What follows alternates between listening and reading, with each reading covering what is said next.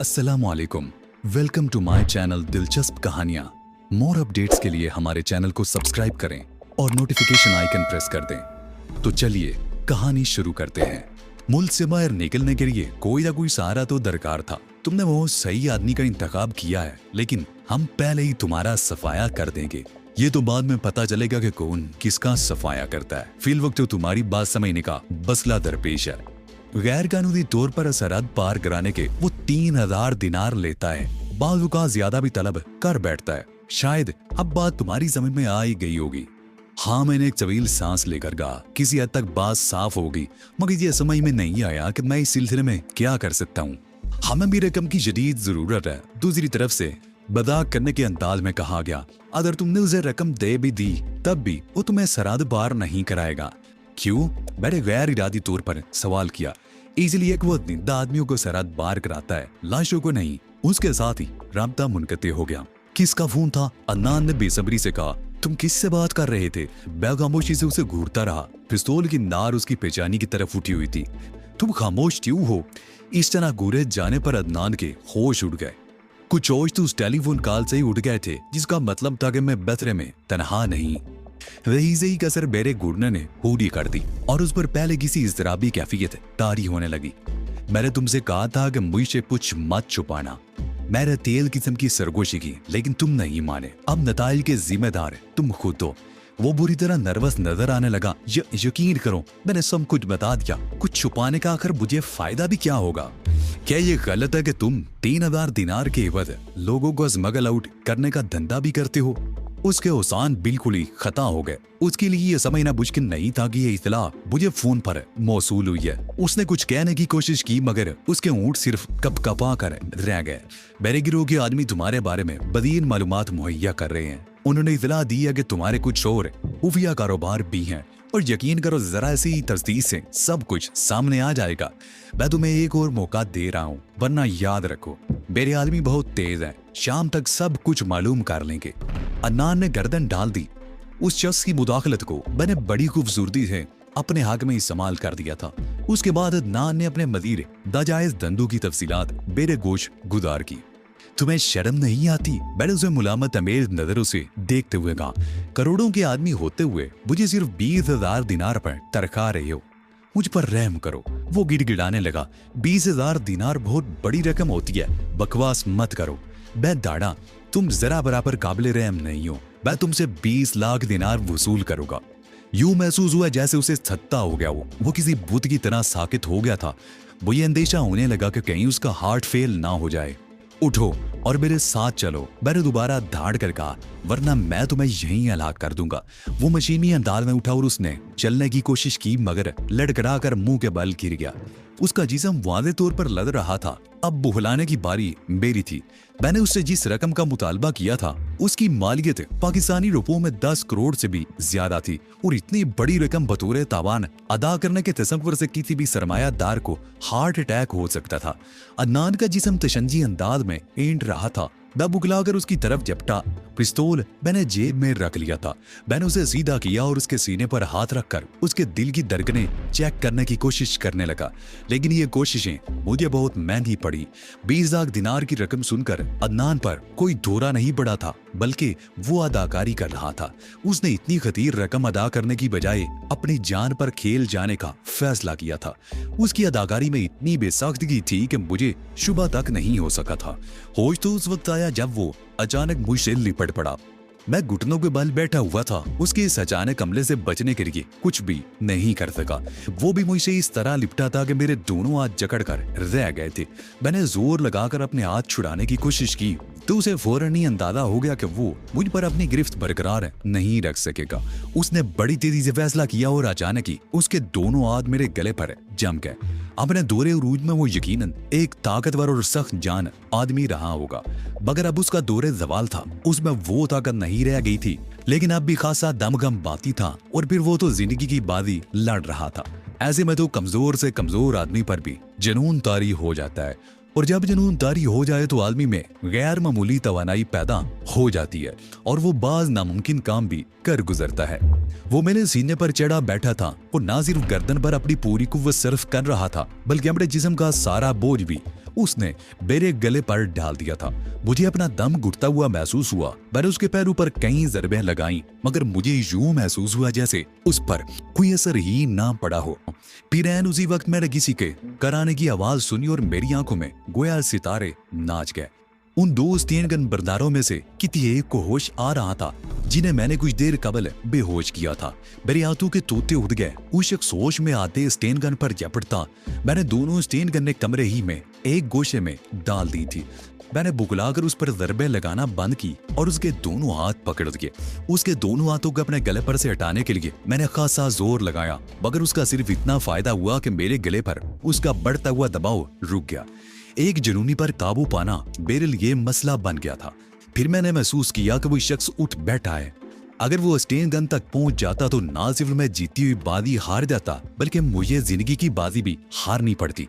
वो जैसी खतरनाक शख्स को अदनान अब्बासी एक लम्हे के लिए भी जिंदा रखना पसंद ना करता। मैंने अपनी बची गुची कुव्वत मुइतमे करके एक बार फिर जोर लगाया और करवट बदलने की कोशिश की। मेरी कोशिश कदरे नतीजा खेज साबित हुई और अदनान मेरे सीने पर से लुढ़क गया। अगरचे ये कोई बड़ी कामयाबी नहीं थी, ताहम बड़ी कामयाबी की तरफ पहला कदम जरूर था। यह अलग बात है कि मेरे पास वक्त बहुत कम था। अब मेरी कोशिश थी कि किसी तरह जोर लगाकर अदनान को पलटा दूं, जबकि वो दोबारा मुझे चित करके मेरे सीने पर चढ़ बैठने के चक्कर में था। वो मुझे गला घूंटकर मार देना चाहता था, मगर अब मेरी गर्दन पर उसके हाथों की गिरफ्त पहले की बनिस्बत खासी कम हो गई थी। लेकिन अभी तक मैं इस पोजीशन में नहीं आ सका था कि उसकी गिरफ्त से निजात हासिल कर सकूं। मैंने एक बार फिर लोड लगाने की कोशिश की और अदनान को दोबारा अपने ऊपर आने से रोक दिया। उसकी जिद्दोजहद जोंके दो हिस्सों में तकसीम हो गई थी, इसलिए अब वो किसी एक तरफ भी पूरा जोर नहीं लगा पा रहा था। इसी दौरान मुझे एक मौका मिल गया। मैंने अपना एक पैर उठाया और जरा सी कोशिश से मेरा पैर उसकी बगल तक पहुंच गया। मेरे पैर उसकी बगल में फंसा कर जोर लगाना शुरू कर दिया। ये तकरीबन इस किस्म की पोजीशन बन गई थी जैसे जैक से किसी को उठाते वक्त बन जाती है। कम ताकत से वजनी चीज उठा सकने वाली पोजीशन। अदनान की गिरफ्त तो पहले ही कमजोर पड़ना शुरू हो गई थी। इस नई अफ्तार ने उसे वाक़ईतन उखाड़ फेंका। उसका बायां हाथ मेरी गर्दन से हट गया। मैंने फौरी तौर पर उसके हाथ को अपनी गिरफ्त में लेकर मोड़ना शुरू कर दिया। अदनान ने दूसरे हाथ से भी मेरी गर्दन छोड़ी और एक बार फिर दीवाना वार मुझ से लिपटने की कोशिश की, मगर अब यह भी मुमकिन नहीं रहा था। मुंह पर पड़ने वाले पहले गुंचे ने उसके 14 दबक रोशन कर दिए थे। स्टेन गन बरदार होश में आने के बाद न सिर्फ उठ बैठा था, बल्कि उसकी समझ में सारी पोजीशन भी आ गई थी और स्टेन गन भी नजर आ गई थी। वो स्टेन गन की तरफ हाथ बढ़ा रहा था। मैंने अदनान के जबड़े पर एक मुक्का और रसीद किया। मुक्का क्या था? आहनी हथौड़ा था जिसने उसके दांत तक हिला दिए होंगे। उसके मुंह से दर्द में डूबी हुई एक करा निकली और अचानक उसका सारा जुनून दम तोड़ गया। मैं उसे धक्का देकर तेजी से उठा। उस शख्स से स्टेन गन उठाने के लिए झुक रहा था। मैंने एक लम्हा भी जाया किए बगैर उस पर छलांग लगा दी और ऐन उसी वक्त उसे चाप बैठा जब वो स्टेन गन उठाकर पलट रहा था। मैंने तो उसे चाप लिया था, मगर उस पर छलांग लगाते वक्त मेरी जेब से पिस्टल निकल कर गिर गया था। अब मैं और ज्यादा मुश्किल में फंस गया था। अदनान पिस्तौल पर झपटा मारने में जरा भी तामिल ना करता। अगर मैं उसकी तरफ पलटता तो मुआफिज स्टेन गन पर कब्जा कर लेता। ऐसे में अमूमन फैसला करना दुश्वार तर हो जाता है, मगर मैं बिल्कुल भी नहीं रुका। एक एक्शन से दूसरे एक्शन में जाने में कुछ वक्त बहरहाल जाया होता है और इस वक्त तो मेरे लिए एक एक लम्हा कीमती था। मैंने बड़ी फुर्ती से मुआफिज की गुद्दी पर एक नपादुला हाथ रसीद किया और उसी एक्शन में सोफे की तरफ छलांग लगा दी। मैंने बहुत बरवक्त फैसला किया था। अदनान ने पिस्टल से फायर कर दिया था। मुझे एक लम्हे की भी ताखीर होती तो मैं गोली की दद में आ जाता। उसकी चलाई हुई गोली ने दीवार का प्लास्टर उधेड़ दिया था। मैंने फुर्ती से सोफे की आड़ में पनाह ले ली। मुआफिज बेहोश हो चुका था, मगर अब अदनान मेरे लिए खतरा बन गया था और उससे बचने के लिए मुझे कुछ न कुछ करना था। मैंने तेजी से फैसला किया और सोफे को अकब की जानिब से दोनों हाथों से पकड़ दिया और सामने दीवार में नस्ब आईने पर निगाह डाली। अदनान आहिस्ता आहिस्ता खड़ा हो रहा था। वो बहुत मोहतात था और उसकी पूरी तवज्जो सोफे पर मरकूज थी। उसने तैयार कर लिया होगा कि पिस्तौल में मौजूद 5 गोलियों में से कम अज कम एक मेरे जिस्म में उतार कर रहेगा। वो पिस्तौल और उसमें मौजूद गोलियां ही उसकी जिंदगी की उम्मीद थी। मैंने अपने जिस्म को मुतवाजन किया, सोफे पर अपने हाथों की गिरफ्त में इजाफा किया और फिर अचानक पूरी कुव्वत से सोफे को अदनान की तरफ उछाल दिया। वो सोफे से 10 फीट के फासले पर था। बचने के लिए इतना फासला काफी होता है, लेकिन सिर्फ उस वक्त के जब आदमी किसी ऐसी चीज के लिए तैयार हो। अदनान ऐसे किसी वार के लिए तैयार नहीं था, ताहम उसने बचने की कोशिश जरूर की थी। यह और बात है कि उसकी ये कोशिश रायगां साबित हुई और सोफे की दस से हटते हटते भी सोफा उसके जिस्म से टकरा गया। बारी भरकम सोफा फिजा में उड़ता हुआ उसे टकराया था। अदनान तवादन बरकरार ना रख सका और ऐन उसी वक्त जबकि वो कालीन पर गिरा था, वह भी उड़ता हुआ उस पर जा रहा था। इस बार मैंने उसके साथ कोई रियायत नहीं बरती। मैं उस पर बुरी तरह गुंजे बरसा रहा था, लेकिन मैंने ये ख्याल रखा कि उसे ज्यादा नुकसान ना पहुंचने पाए। वो खामोशी से पिटता रहा। जब वो पीट पीट कर बेहाल हो गया तो मैंने उसे गिरबान से पकड़कर खड़ा कर दिया और उसकी ठोड़ी पर आखिरी मुक्का रसीद किया। वो उछलकर दूर जा गिरा। पिस्तौल पहले उसके हाथ से छूट गया था और काइन पर एक तरफ पड़ा नजर आ रहा था। मैंने निहायत इत्मीनान से कपड़े दुरुस्त किए, फिर पिस्तौल उठाकर जेब में रखा और उसके मुहाफिज की तरफ पलट गया, जिसे मैंने बुद्धि पर हाथ मारकर बेहोश किया था। वो भी कालीन पर बेसुध पड़ा था और लंबी लंबी सांसें ले रहा था। मैंने दोनों स्टेन गनें उठाकर अलमारी में रख दी और अदनान के सर पर जा पहुंचा, जिसने दोनों हाथों से अपना चेहरा छुपा रखा था। उसके मुंह से दबी दबी कराएं खारिज हो रही थी। मैंने उसके पैरों में एक ठोकर रसीद की। उठो अदनान, मैं गुर्राया, अब मुझ पर तुम्हारी कोई अदाकारी असर नहीं करेगी। अदनान कामता हुआ उठकर बैठ गया। उसकी हालत किसी बकरी से मुशाबा थी जो तनाब बेड़ियों के गोल में फंस गई हो और उसके पास फरार का कोई रास्ता भी ना हो। कारीम पर से उठ जाओ और सोफे पर बैठो, मैंने तहमकाना लहजे में कहा। अब तुम्हारा अशर बहुत इबरतनाक होगा। उसने लड़ते हुए मेरे हुक्म की भी तामील की। उसके चेहरे पर मुतअद्दन दिल पड़ गए थे और मुंह से खून बह रहा था। बाथरूम में जाओ और अपना हुलिया दुरुस्त करके आओ, मुझे गंदे लोग बिल्कुल अच्छे नहीं लगते, मैंने नफरत अंगेज लहजे में कहा। अदनान चुपचाप उठकर बाथरूम की तरफ बढ़ गया। इसी असना में फोन की घंटी बजी। मैंने रिसीवर उठा लिया। दूसरी तरफ होटल का मैनेजर था।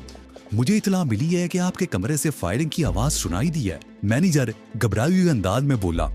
कोई खास बात नहीं है, मेरे अदनान अब्बासी की आवाज में बेपरवाही से था।